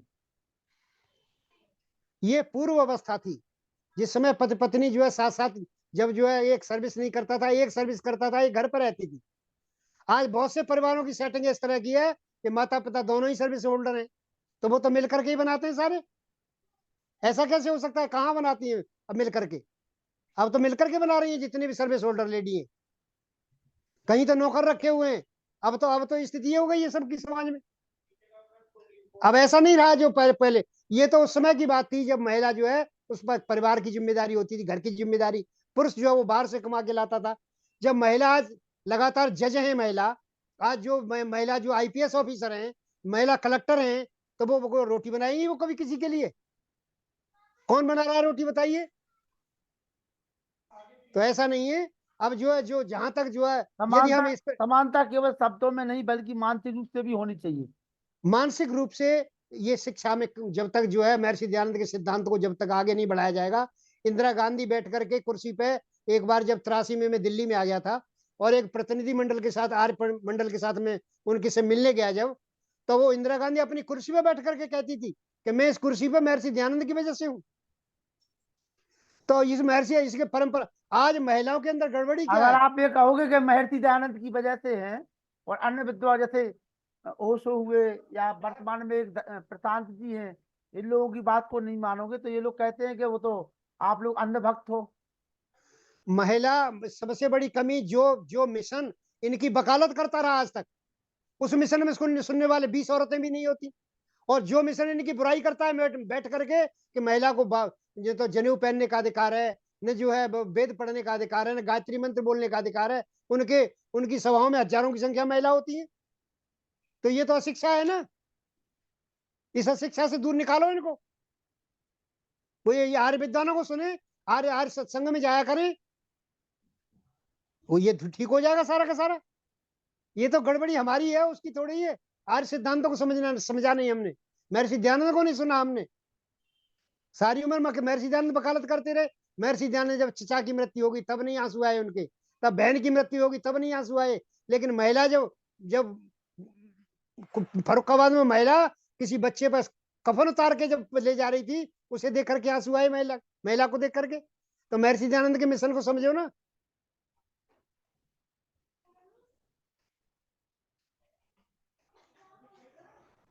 आज दोनों ही बराबर हैं, कोई किसी से कम और ज्यादा नहीं है। डॉक्टर राकेश कुमार आर जी, इन प्रश्नों के आप उत्तर दीजिए कुछ। मंच पर विराजमान आदरणीय पुरुषोत्तम मुनि जी, मेरे से पूर्व वक्ता रहे आदरणीय ओम प्रकाश जी, सूबेदार मेजर सुभाष चंद्र आर्य जी, आदरणीय अनिल नरूला जी, पूजनीय माता जी चंद्रकांता जी, डॉक्टर वेद प्रकाश जी, आदर और सम्मान के योग डॉक्टर व्यास चंद्र शास्त्री जी और सभी सम्मानित साथियों, हमारे इस कार्यक्रम के आयोजक संयोजक आदर और सम्मान के योग लखनलाल आर्य जी, बड़े अच्छे प्रश्न आप पूछ रहे थे माता जी के बारे में कि वो पिता को निर्माता क्यों नहीं कह सकते, आदि आदि जो भी बातें आ रही थी। देखिए, माता जो होती है वो कोमलता और निर्मलता और उदारता की प्रतीक होती है। पिता कहीं ना कहीं कठोरता का प्रतीक होता है। निर्माण निर्मलता से होता है, उदारता से होता है। इसलिए स्वाभाविक रूप से उनके पास में उदारता और निर्मलता की पूंजी होने के कारण अपने आप निर्माता होने का अधिकार उन्हीं के पास चला जाता है, माता के पास। संसार में माँ ब्रह्मा की शक्ति का प्रतीक है, पिता विष्णु का प्रतीक है। पिता विष्णु है, भरण पोषण करने वाला है, वह निर्माण करने वाला नहीं है। निर्माण माता ही करती है, भरण पोषण पिता करता है, और भरण पोषण के माध्यम से हमारी सारी आवश्यकताओं की पूर्ति करता है। अधिक समय पिता कठोर भी रहता है, इसलिए उससे बच्चे अक्सर दूर भागने का प्रयास करते हैं। माता सारे दिन धमकाती रहती है कि आज शाम को पापा को आने दे, तेरी शिकायत करूंगी, लेकिन ये उसकी झूठी धमकी होती है। शाम को जब आ जाते हैं तो जैसे ही बच्चा जाकर कमरे में पढ़ना शुरू करता है तो फिर वो माँ भुला देती है, चल कोई बात नहीं छोड़। पिता से पिटवाती नहीं है अक्सर। तो उसकी इस कोमलता के चलते स्वाभाविक रूप से निर्माण होता है, सृजन होता है उसका। इसीलिए माँ को जो ये कहा जाता है, ये आदमी ने नहीं गढ़ लिया है, बल्कि एक वैज्ञानिक सत्य है कि माँ पृथ्वी से भी भारी है। डॉक्टर साहब, सारी पृथ्वी मर्यादा से भी महिलाओं के भारी लिए क्यों है? जी। सारी मर्यादाएं महिलाओं के लिए क्यों है? मर्यादाएं माता के लिए लादी नहीं गई हैं, वो स्वाभाविक रूप से अपने आप समाज को मर्यादित और संतुलित रखने के लिए स्थापित की गई हैं। वो घर में चूल्हे चौका तक सीमित ना तो रही है, ना रखी गई है। भारतवर्ष में महर्षि दयानंद से पहले के भी हजारों लाखों ऐसे उदाहरण हैं कि जब माँ ने घर से बाहर निकल करके काम किया है। आजादी के आंदोलन में भी और उससे पहले राजाओं के काल में भी, चाहे दाहिर सेन की रानी रही हो, चाहे आपकी रानी दुर्गावती रही हो, चाहे रानी झांसी रही हो, ये सब महर्षि दयानंद से पहले हुई और सबने अपने अपने समय में काम किया। मर्यादाओं का अभिप्राय यहाँ पर केवल यह है कि नैतिकताओं को स्थापित करने के लिए, बनाए रखने के लिए वह अपने आप को सीमित करके रखे। सीमित करने का अभिप्राय यहाँ पर उसकी स्वतंत्रता को सीमित, बाधित करना नहीं है, कुंठित करना नहीं है, बल्कि जब ये कहा जाता है कि बचपन में पिता का संरक्षण, भाई का, फिर पति का, फिर पुत्र का, इसका अभिप्राय यह नहीं है कि वह किसी की निगहबानी में रह रही है, किसी की सुपरविजन में रह रही है और कोई उस पर चौकसी रखे हुए है, कहाँ जा रही है, कहाँ से आई, कहाँ गई। इसका अभिप्राय यह नहीं है, बल्कि यह है कि वह स्वाभाविक रूप से उसके संरक्षक हैं, क्योंकि माता या महिला शक्ति, मातृ शक्ति अपने आप में कहीं ना कहीं पुरुष की अपेक्षा अबला होती है, तो उसे किसी ना किसी के संरक्षण की आवश्यकता होती है। जब पुरुष अपने आप को उसके संरक्षक के रूप में नियुक्त कर लेता है, बॉडीगार्ड के रूप में नियुक्त कर लेता है, तो इसका अभिप्राय है कि वह उसका शोषण नहीं कर रहा, बल्कि उसके संरक्षक के रूप में उसके साथ हो गया, गनर के रूप में साथ हो गया। इस बात को सही संदर्भ में लेने की आवश्यकता होती है, लेकिन मूर्ख लोग अनावश्यक हमारे वैदिक सिद्धांतों की, वैदिक मर्यादाओं की आलोचना कर दिया करते हैं, और उनसे अक्सर हम कई बार सहमत हो जाते हैं। नारी को बराबरी का अधिकार देने का अभिप्राय यह नहीं है कि वह जाकर के और अपना नंगा खेल दिखाए। मैं शब्द थोड़ा सा हल्का प्रयोग कर रहा हूं, लेकिन इस बराबरी के अधिकार को देने और लेने के चक्कर में जो अफरा तफरी समय मच रही है, अब स्थिति ये आ गई है कि अब न्यायालयों में, क्योंकि हम न्यायालयों में रहते हैं, अब स्थिति ये है कि पुरुष भी उत्पीड़ित होकर के समाज में न्यायालयों की शरण ले रहे हैं, यहाँ तक कि पति भी ले रहे हैं। जब बुजुर्ग व्यक्ति, नरुला साहब जैसा, सूबेदार साहब जैसा, पुरुषोत्तम मुनि जी जैसे व्यक्ति कोर्ट में जाकर के रोते चीखते चिल्लाते हैं, और हम उनको देखते हैं, अपनी कमर को दिखाते हैं कि मेरी पीठ पर देखे कितने दाग हो रहे हैं, ये सब बहू ने पीटा है, ये किया है, तो इसका अभिप्राय यह नहीं कि उसको उच्छृंखल कर दिया जाए। आजादी देने का अभिप्राय यह नहीं है, और स्वतंत्रता का अभिप्राय दूसरा है, और उच्छृंखलता सर्वथा विपरीत दिशा में है। तो मैं यही कहना चाहूंगा, समय की मर्यादा का ध्यान रखते हुए। ये कह दिया दूसरी जाता है बात मैं, डॉक्टर साहब, ये तो जो ग्रंथ लिखे गए हैं लोगों ने अपने हिसाब से लिख लिए, पुरुषों को प्रधान, जैसे पुरुष, ये कहा जाता है कि ये देश तो पुरुष प्रधान देश है, महिला प्रधान क्यों नहीं है। समझ रहे हैं आप हमारी बात को? जी जी जी जी, जी मुनि देखिए जी ये शास्त्रों की व्याख्या गलत करके उन लोगों ने लिखा जिनकी सोच अपनी दूषित सोच थी। भाई, जैसे ये कहा जाता, हम सुबह सुन रहे थे उनको, अ, वो विवेक जी की बहन है अर्चना स्त्री जी को, कि जी महिलाओं को जैसे अपन सोना पहन के निकलते हैं तो उसको जी अपन ढांक करके चलते हैं, तो इसी, और कोई निकले मतलब लोकल चीज पहनते हैं, मतलब उसकी, तो उसको अपन खुली पहन के भी घूमते रहते, डर नहीं रहता पर, लेकिन सोना पहन के निकलते हैं तो मन में कहीं ना कहीं डर भय रहता है कोई छीन ना ले। इसी प्रकार से जो हमारी बेटियां हैं वो हमारा सोना है, गहना है, दो कुल की इलाज है। तो वो कहती है कि ठीक है चलो भाई, इनको संभाल के रख रहे हैं, तो फिर ये जो हमें संभाल करके कितने रखने की आवश्यकता, पुरुष थे ना, तो पुरुष को अपनी आर्य मानसिकता बदलनी चाहिए। आर्य जी, जी लोग उपचार बहुत पूछते हैं देश में। जी जब उपचार करने का समय आता है तो भाग खड़े होते हैं, कहते हैं कि मेरे इंजेक्शन मत लगाओ, को किसी और का लगा दो। जी आप पतीली के नीचे आग जलाते रहें और उसमें पानी चढ़ा दें जी पतीली के भीतर, और फिर पतीली के पानी से कहें कि तुझे गर्म नहीं होना है, तो क्या यह संभव है कि पतीली का पानी गर्म नहीं होगा? गर्म होगा। होगा। तो जब समाज में अश्लीलता फैलेगी और नारी स्वयं उसको परोसेगी,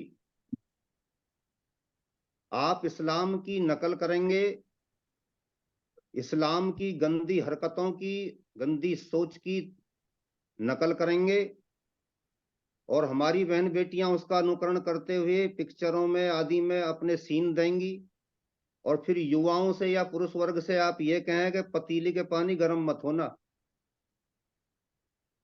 मैं थोड़ा सा नहीं नहीं, कुछ, जरूरी है उसको सत्य बोलने ये में ये कोई। ये सब चीजें हो रही हैं, और फिर कहा जाता है कि मैं कैसे ही भी रहूं, तुम अपनी नजरों, तुम्हारी नजरों में दोष है। हाँ बिल्कुल, यही अब आया पॉइंट पे, बिल्कुल पॉइंट पे आ तो गया। ये क्या तरीका है भाई? तुम वो कहते अपने आप को, तुम्हारी नजरों में खोट है, हम में खोट नहीं है। तुम्हारी नजरों में खोट है। हाँ अरे माँ माँ के रूप में रहती है तो बेटा अपने आप बेटा के रूप में आ जाता है, बहन बहन के रूप में रहती है तो भाई भाई के रूप में अपने आप आ जाता है।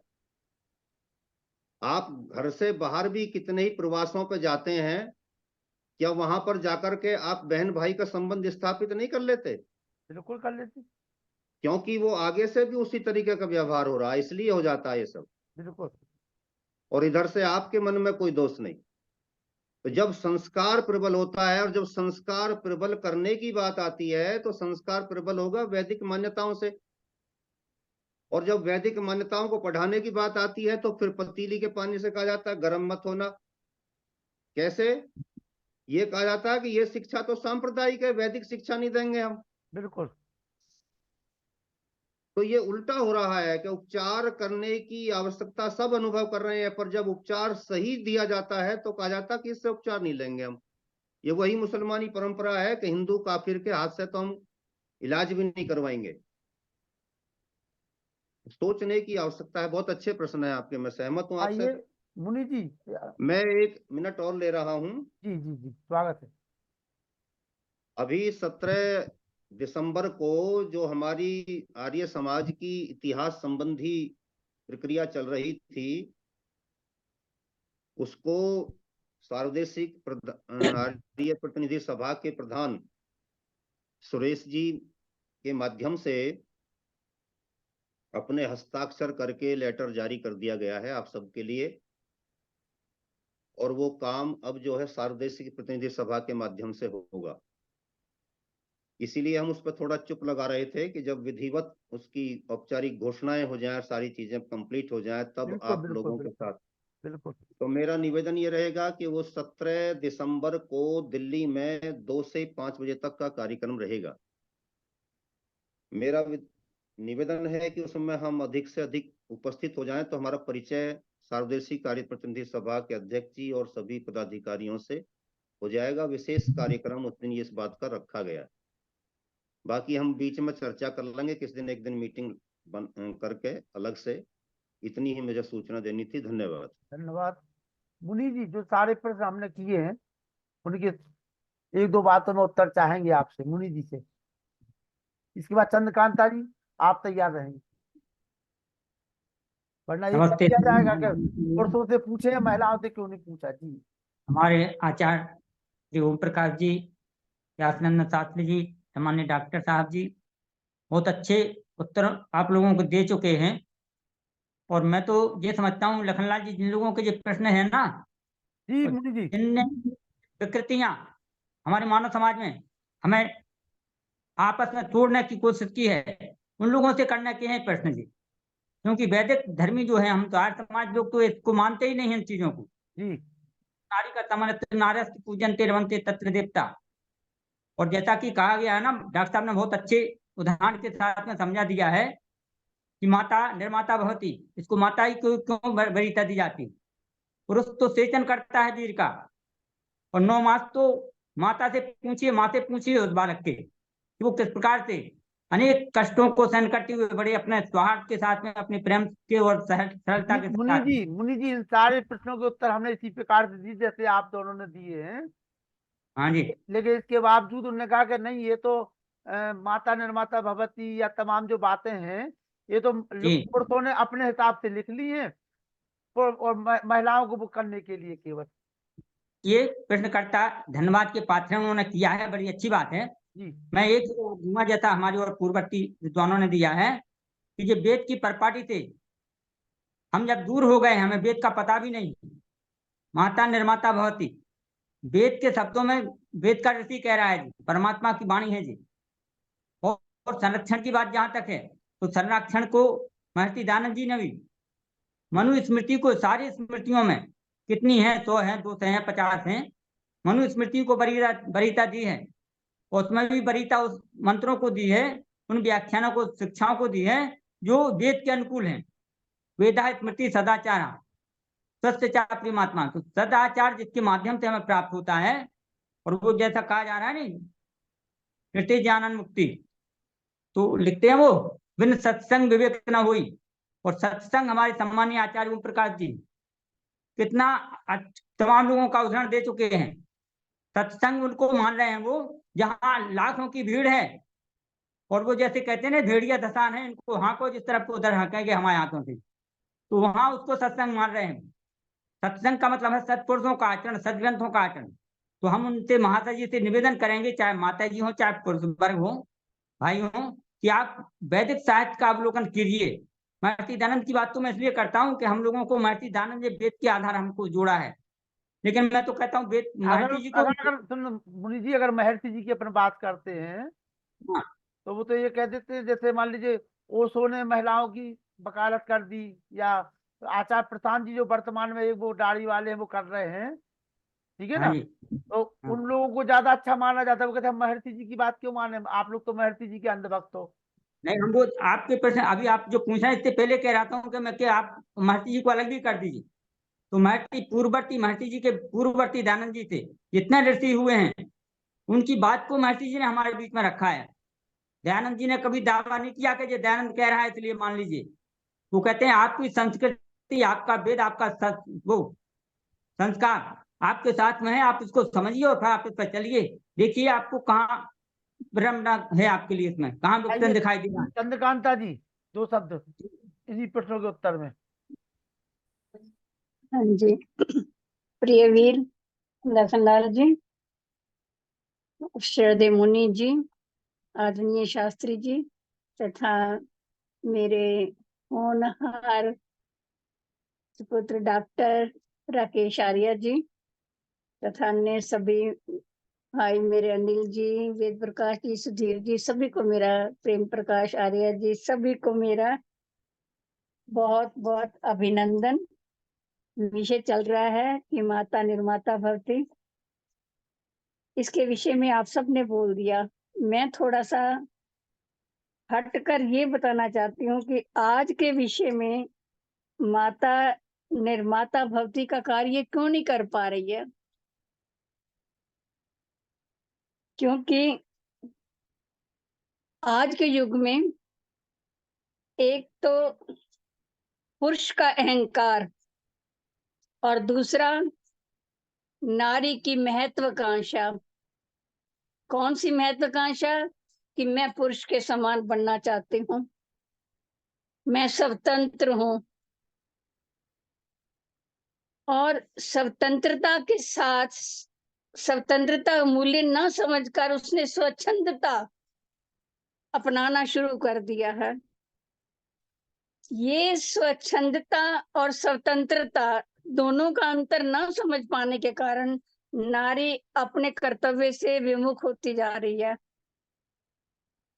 अधिकतर खानदानी नारियां, जिनके घरों में वेद ज्ञान की शिक्षा दी जाती है, उनकी माताएं उनको घुट्टी पिलाती हैं, वो नारियां जो हैं वो सीमित हैं, अपने दायरे में रहती हैं, स्वतंत्रता का प्रयोग भी करती हैं, पढ़ती हैं, लिखती हैं, सर्विस भी करती हैं, बाहर भी जाती हैं, दूसरों को भी पढ़ाती हैं, लेकिन सुरक्षा और सम्मान के दो किनारों में रहती हैं। जब तक सुरक्षा और सम्मान के दो किनारों में रहती है नारी, तो उसको लक्ष्मी और दुर्गा के नाम से पूजा जाता है। जानते हैं नवरात्रों के दिनों में दुर्गा की पूजा होती है, लक्ष्मी देवी की तो वैसे ही पूजा हर समय होती रहती है। तो नारी को लक्ष्मी भी कहते हैं। क्यों कहते हैं नारी को लक्ष्मी? क्योंकि वो वो सोच उनका समझ कर खर्च उनका करती है कहना उनका और कहना पति है कि की उनका कहना है कि नारी को लक्ष्मी मत कहो, तुम तो पुरुषों को लच्छा कहो। समय नहीं है तो मैं छोड़ देती हूँ क्योंकि मैं जब भावावेश में आ जाती हूँ तो मुझे नहीं पता मैं क्या बोल रही हूँ। जी। चलो फिर कभी सही इस विषय नहीं को यही छोड़ देते हैं। आप चंद्रकांता मुझे जी, समय माता देना। जी, माता जी, स्वतंत्रता और स्वच्छंदता के विषय में बहुत कुछ बताना चाहती थी। धन्यवाद। आइए व्यासचंद्र शास्त्री जी, एक दो तर्कों के साथ अपनी बात को रखें। जी, बहुत ही सुंदर विषय छिड़ा हुआ है और जो शंकाएं की जा रही हैं वो मननशील और चिंतनशील शंकाएं नहीं हैं। जो मननशील और चिंतनशील व्यक्ति होता है वह श्रेष्ठ कहलाता है, वह आर्य कहलाता है। और जो प्रश्न आए हुए हैं आपके पास वे मूलतः आर्यपना से थोड़ा अलग हटके प्रश्न कर रहे हैं। जब हम आर्य संस्कृति को मानते हैं और आर्यों का सर्वस्व वेद है, शास्त्र हैं, उपनिषदें हैं, इसके आधार पर और व्यवहार जगत में भी आप देखिए, माता का जितना संपर्क पुत्र के साथ है, जन्म के समय से लेकर जन्म के पूर्व तक, गर्भ में धारण करने से लेकर जन्म के 5 वर्ष तक जो स्नेह माँ दे देती है, तब पिता उस पर अपना आश्रय देता है।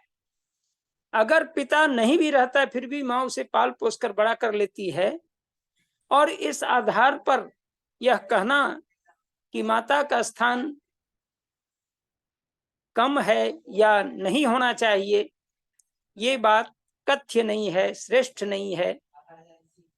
इस पर तो डिबेट होना चाहिए, डिबेट कभी कीजिए, शास्त्री जी, शास्त्री जी, गंभीरता से बात होगी जी। शास्त्री, उनका कहना है कि जैसे मान लीजिए 6 महीने तक माँ का दूध पिलाना जरूरी है, ठीक है ना। अब 6 महीने तक हमने दूध पिला दिया, अब जो पति सर्विस कर रहा है वो बच्चे का पालन पोषण कर, मैं क्यों करूंगी? माँ और पिता बोतल से दूध पिलाए और अपना काम चलाए। वो तो आवश्यक है, लेकिन संस्कार नहीं आ पाएगा बोतल वाला। बोतल और मातृ दुग्ध का जो संस्कार है वो अंतर पड़ जाएगा। चलिए, बहुत बहुत धन्यवाद। हमारे पास जी। देखिए पूरा पर्चा लिखा हुआ है, लिख के जी, मैं हमें लिख के दिया हुआ है। नहीं, बहुत खुशी की बात है। लिखने वाले लोगों को प्रश्न की शंका प्रश्नों के रूप में किया गया है, तो उसका समाधान एक एक करके होना ही चाहिए। और जो प्रश्न करता है, कम से कम उनको भी दिखाई पड़नी चाहिए हम लोगों को कि कौन शंका करने वाले हैं, कैसे नहीं, व्यक्ति हैं। ये भी कह दिया जाता है, जैसे मान लीजिए इस पटल पर हम चर्चा कर रहे हैं, तो ये अगर हमने कहा कि भाई, तो उन्होंने कहा कि नहीं, यहाँ तो लोग वही लोग जुड़े हैं, जी, आप ही की विचारधारा के जुड़े, वो तो आप ही की बात करें। माननीय आचार्य ओम प्रकाश जी का इतना सुंदर व्याख्यान हुआ है, जी। और डॉक्टर राकेश कुमार आर्य जी ने भी बहुत अच्छे ढंग से इस विचार को रखा है, माता जी ने भी रखा है, और उसके अलावे पुरुषोत्तम वानप्रस्थी जी ने भी दिया है। लेकिन इतना सुंदर व्याख्यान ओम प्रकाश जी ने कर दिया, इसमें तो शंका ही नहीं होनी चाहिए।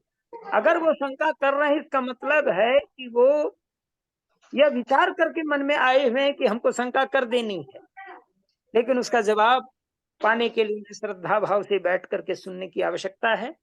और श्रद्धावान लभते ज्ञानम, श्रद्धावान को ही ज्ञान की प्राप्ति होती है। और उच्छृंखल मस्तिष्क को उच्छृंखलता ही दिखाई पड़ती है। पुरुषत्व भाव, हम सभी पुरुष हैं, लेकिन पुरुष होते हुए भी माँ का सम्मान तो हम सबों को करना है। माँ यदि न होती तो जन्म भी नहीं मिलता, जन्म ही नहीं मिलता, तो हम पिता कहने के लायक अपने को समझते क्या? नहीं समझ पाते। इसलिए माँ ने हमें जन्म दिया, गर्भ में रखकर जन्म दिया, वो पिता को परिचय करवाइए, पिता है तुम्हारे। वो तो ये कहने लगी कि अब तो जो है बच्चे को जन्म पिता भी देने लगे हैं। अब तो ऐसी टेक्नोलॉजी आ गई है कि पिता के यहाँ भी गर्भ ठहरने लगा है, बोल रही। गर्भ ठीक है, वो जो कुछ कर रहे हैं वो ममत्व और नारीत्व और साथ साथ जो हमारा संस्कार गुण है, ये तो आने वाला नहीं है। इसके लिए तो माँ की आवश्यकता पड़ेगी। चलिए, धन्यवाद। शाश्वत नियम। जी, मुनि जी कुछ कह रहे हैं? ओम प्रकाश जी बोली। बस, चलिए, बहुत ही अच्छी चर्चा रही है आपकी ये। चलिए, धन्यवाद। और आज आपकी संख्या पता कितनी थी? 58 58 थी। हाँ, ठीक है। आप जब आते हो ना, तो लोग अपने आप चले आते हैं दौड़े हुए। इसलिए आप आते रहा करें, ताकि लोग दौड़े चले आए, ठीक है ना? ठीक है जी, जरूर। मैं 8 दिन में 1 दिन ही दे पाऊंगा, क्योंकि मेरा जगह जगह प्रोग्राम रहता है। 8 दिन में 1 दिन, 8 दिन में 2 दिन चाहिए हमें। नहीं, 1 दिन ज्यादा। मेरा जगह ऐसा है ना, ये एमए की क्लास है ये जी। एमए की क्लास जो है, मेंबर ऑफ आर्य समाज मतलब एमए। इसको बगैर पढ़े नहीं पढ़ाया जा सकता। हैं? सही, सहमत है, आपकी बात से सहमत है। आइए चले शांति पाठ। ओम द्यौ शांति अंतरिक्षं शांति पृथ्वी शांतिराप शांतिरौषधयः शांति वनस्पतयः शांति विश्वे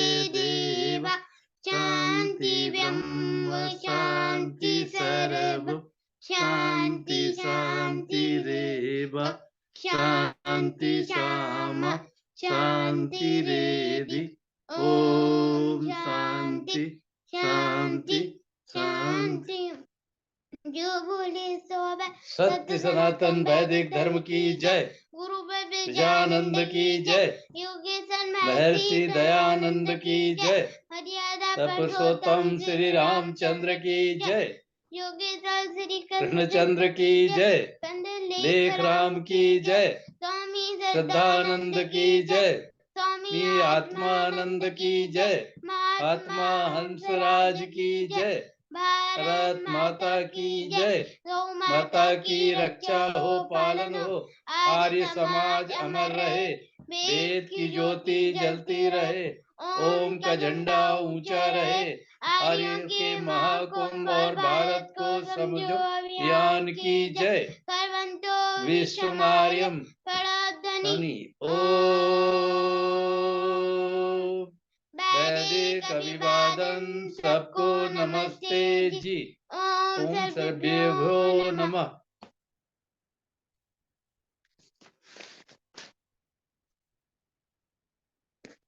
चलिए, ये कल हम उनको रिकॉर्डिंग सुनवाएंगे जो आप लोगों ने शंका समान दी। इसके बाद भी कोई प्रश्न रहेंगे तो जरूर इस पटल पे पुनः रखे जाएंगे। बहुत बहुत आभार आप सभी का। और चंद्रकांता माता जी, कल के लिए बात होगी, कल बुधवार के लिए कहा था आपने। क्या उनको है जी, कह तो दिए, आशा है जरूर आएंगे। आता नहीं, ऐसे नहीं, आप हमें फोन नंबर भेजिए तुरंत अभी यार। चलो आप बात करिए, एक मैं बार बात फिर- करता हूँ। एक बार फिर पता करके आपको इन्फॉर्म कर देती हूँ। जी जी ठीक है जी। सभी को सादर नमस्ते, शुभ रात्रि। और हाँ जिस जी, प्रकार से नमस्ते आज जी। जुड़े हैं आप लोग, 58 की संख्या थी, उसी प्रकार से समय से जुड़े। धन्यवाद। सभी को सादर नमस्ते। नमस्ते जी।